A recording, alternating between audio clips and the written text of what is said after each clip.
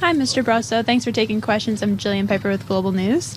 My question to you is that we know that Canada already represents less than 1% of the fentanyl going into the United States. Do you think we can realistically get that number to zero?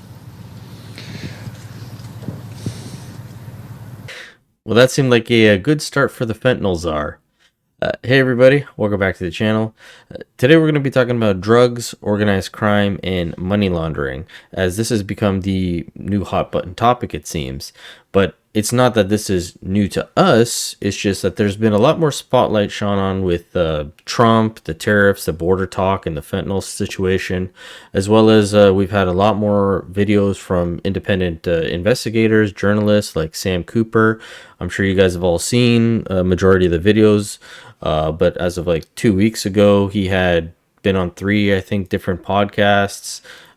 This one with Danielle Cambone, and then the most recent one, which is another 3 days ago, again with Danielle Cambone.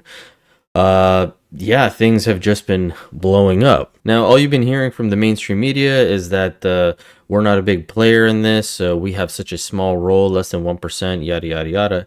But about a week ago, one of the former RCMP superintendents was doing a podcast, and he was explaining how along our leaky border has been an issue.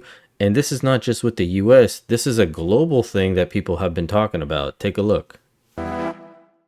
Joining us is Calvin Krusty. And Calvin, I'm going to ask you a question I never thought would come out of my mouth, but is it possible that President Trump is right that we've got a problem in Canada with border security and drugs and fentanyl? I think when it comes down to his concerns regarding security issues within Canada, I think it's fair to say he's right, but I'd also say Biden was right, and I'd also say Obama was right, and I'd also add that Australia is right, the Five Eyes are right, and NATO is right.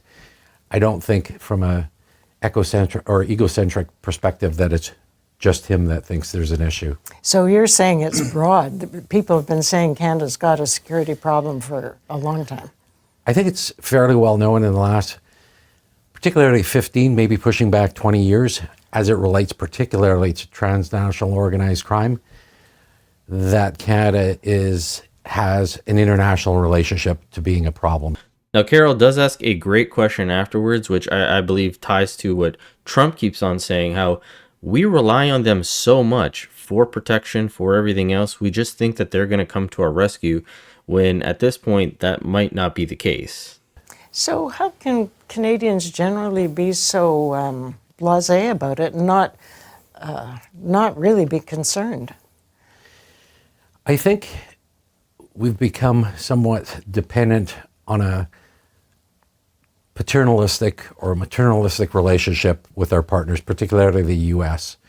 You know, whether it be in the defense sector, whether it be in the intelligence sector, whether it be in law enforcement sector, they really have, since 1945, had a prominent role in terms of protecting Canadians. Now, as I mentioned, this isn't solely about drugs. It's also about the money laundering and the organized crime that's taking place in Canada. And this investigative report came out a few years back about the money laundering that's happening in BC with the casinos. Take a look. Working inside British Columbia's casinos, he watched firsthand how millions of dollars of illegal money infiltrated the industry.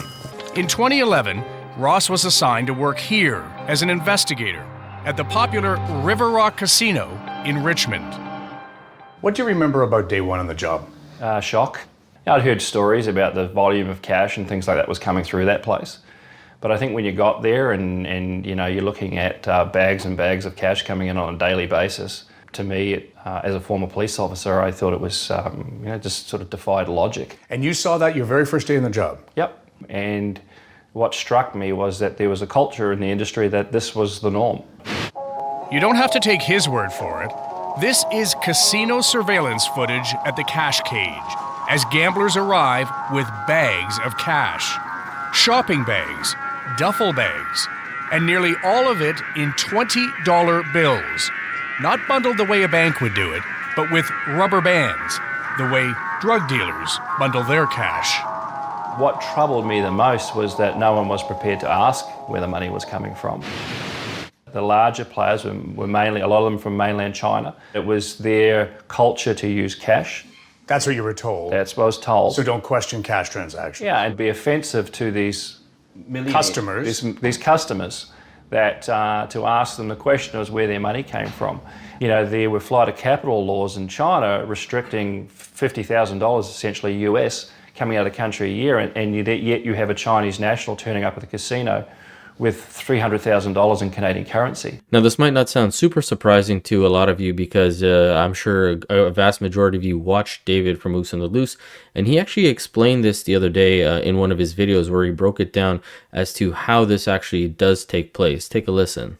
They're flushing their dirty, crime-ridden money from China over to Canada to flush it, to clean it. And how they do it is they send it over from mainland China to Macau, which is the gambling capital of China. Macau is a different kind of territory. It's part of China, but it's not mainland China. It's not a part of China per se. It's China controlled. And so they have different laws because there's no gambling allowed in China. But Macau, they do allow gambling. If you go to Macau, all the casinos there are like replicas of what you would see in Vegas. And so Chinese businessmen would then take their money. They would buy, say, for example, $1 million of casino chips, and they would get like a package from the casino. So they would get a week free of stay and $1 million. And then they would go gamble some of that money and say, just for example, that they didn't lose any money. They won some money. They went up 1.2 million. They lost some money, went down to 900,000. Maybe they won a bit more. And they ended up with $1 million just as they initially put their investment in for the casino chips. They would then trade in those casino chips for USD. So now they've moved their Chinese money, their RMB, out into USD or CAD. Initially, I believe it was more into USD, but then they found it was easier to launder the money in Canada. They started doing it CAD. They put that through a bank like HSBC, Hong Kong Shanghai Banking Corporation, and there's a branch in Port Coquitlam, just in kind of Greater Vancouver there, and they would put that money in Hong Kong, go over to Port Coquitlam, take that money out, buy a bunch of houses. This is their way of getting their money out of China, as there's a limit of 50,000 US dollars per year that a Chinese citizen can take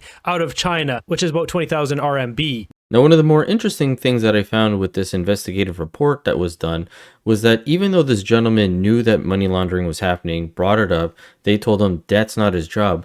But when they contacted the BC government, they seemed to say that there was no problems either.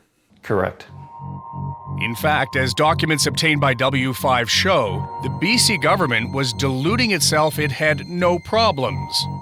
This ministerial briefing note claims that a review of anti-money laundering measures in BC casinos found that the province has a robust anti-money laundering regime in place. Now, something that really caught my eye in that report was the date saying 2012.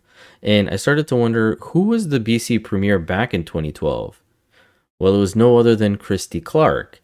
And she was the one who's trying to run for the leadership of the Liberal Party and to become our next prime minister. So if that's how she was running BC when she had all that information and saying that there was no problems, I could only imagine how she would run Canada and just probably turn a blind eye to God knows what. Now, there's been many other issues that have been brought up, whether it's our mail system and how drugs are being filtered through there, or just our laws in general, because our laws do not work with international or agencies, even just with the US, our neighbor. And that interview I showed with you guys the other day with Rosemary Barton and David Asher, he kind of gets into a little bit of this. So take a listen. So tell me what more you think needs to be done to deal with some of the things you're talking about. As well as the czar, they've increased surveillance at the border. They are going to crack down on Mexican cartels. I talked to the RCMP commissioner about that. And there is more shared intelligence that's going to happen between Canada and the U.S. What else would be helpful in this instance then? Let me first stress the RCMP is an excellent organization. Okay, you've got very good police in your country. Yeah. Okay, you got a great CSIS, your intelligence organization is first rate as well. Your problem is your laws. It's the Stinchcomb law, which I'm not, like the world's expert on, but basically every time we try to go up on a phone number in Canada, almost all the money laundering networks tied to China, which is about 90% of all money laundering in the United States, is tied to Canada. Okay, so when we try to go up on those numbers with your police, they have to inform the person that we're targeting their number. That's crazy. How can we run an undercover police operation with your country? Which is why we don't run them, which is why the seizure statistics are so low, because we don't even try to work with Canada because your laws are abbreviated and distorted. Did you hear what he said? That's why the seizure statistics are so low, is because they don't even bother working with the Canadian government because of our terrible laws. And I actually did look this up, and from the Government of Canada's website, the Justice of Law's website, Criminal Code C46, 1985, it states invasion of privacy, interception and of communications. Within 90 days, they need to notify in writing the person who was the object of the interception. Do you know how stupid that sounds? That you need to let that person know, hey, we've been receiving your phone calls, or we got your email, this or this and that. We're going to be just investigating you, but we want to let you know. And he also mentioned Stitchcomb, which I looked up as well. Under the Supreme Court of Canada, Stitchcomb, which was R.V. Stitchcomb, 1991. It states here, the Crown has the legal duty to disclose all relevant information to the defense, the people that they are going after. Subject to the Crown's discretion, all relevant information must be disclosed, both that which the Crown intends to introduce into evidence and that which it does not intend. All statements obtained from persons who have provided relevant information to the authorities should be produced, even if they are not proposed as a Crown witness. So you find all this evidence on these people, and regardless if you're going to use it or not, because maybe you're saving it for something else, you still need to provide it to them. And who's to say that in that information there isn't something on maybe one of their partners? Well, now their partners know that they got something on them, and they can change their game plans. And this is why they've been so gung-ho on us securing the border, because it's the borders, it's the ports, everybody knows that they can just bring in all this money laundering, the organized crime, and nothing's happening. They have so much protection. This is a huge problem. Yet all Rosemary Barton is focused on is the very granular issue of the tariffs, not the big picture, just the tariffs itself. And then she goes and she asks this question, and listen to his response.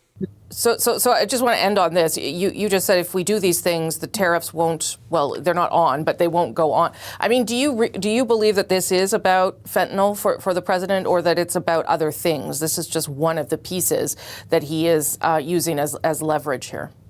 Well, I take him literally, and I think literally he says it's about fentanyl, and I think it is. I mean, we're losing, 80 to 100,000 people in North America between the U.S. and Canada. We got to stop this nonsense. We got to target these Mexican cartels. We need to focus on their money. So the key thing is to target the banks that are behind it. And of course, you've got a sort of tragic situation where TD Bank was laundering billions of dollars for Mexican cartels, and now it's being hit with one of the largest fines, literally, in the history of money laundering. So, it's not blame Canada for me. I love Canada. Canada's a great country. We need to work together. We've got our own problems with our banks laundering money too in the United States. So we gotta break the bank on fentanyl trafficking for these cartels and bring them down and take them out. Like, she heard everything that he said, and she just kind of breezes by it and just goes back to the tariff situation. Like, everything just went right over her head. She just focuses on the tariff. So you mean if we do this, then the tariff? It's like, yeah, the guy has said, focus on the border, reduce this, reduce that. And regardless if we're having a lot more of the U.S. stuff coming into Canada or vice versa, the border should be high priority. We need to protect it.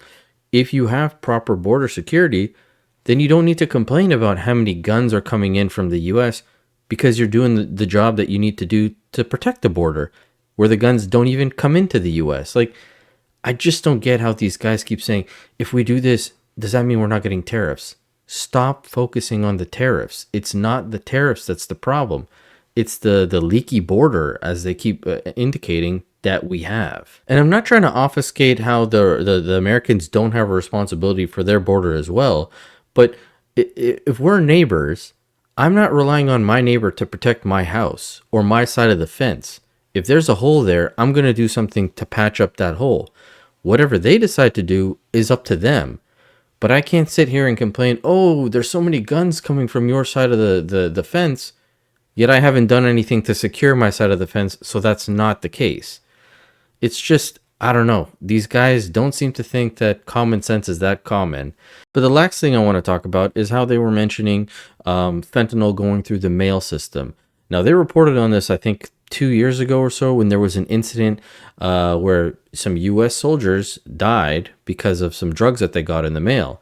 And in the FinTech, or the Financial Transactions Report, which deals with laundering procedure of illicit synthetic opioids, it states here, law enforcement has identified the frequent exploitation of courier and mailing services by traffickers as an indicator that may be observable in the transactions. So they have noticed this. They have the reports, and this is the report that came from CBC, like I mentioned. A BC man and a British resident have been charged in the United States for running a global online drug and money laundering scheme. American authorities were looking into the toxic fentanyl deaths of 2 U.S. Navy sailors. They found packaging allegedly linking the fentanyl to Canada One and believe the drugs were shipped from this country to the petty officers in Georgia. So at the end of the day, they can keep saying it's 43 pounds or 43 kilos, whatever number they want to throw out, saying that we're less than 1%. But it's clear the ports aren't secure, the borders aren't secure, the mail system is clearly not even secure. So they can't definitively say that we are such a small number. A lot of these drugs are maybe not coming in full, but the precursors making it here. They're having these super labs. They have many, many labs. They're making it. They're transporting it. This is a problem. And clearly, as Calvin from the very start was saying, it's been like this for, 15, 20 years. The world knows that Canada is this bad with the border security. But on that cheerful note, I'd love to hear from you guys. Let me know what you think about all this in the comment section below. Happy Valentine's Day to the people celebrating and not celebrating. Hope you enjoy your weekend. And as always, I will catch you guys on the next one. Thanks so much.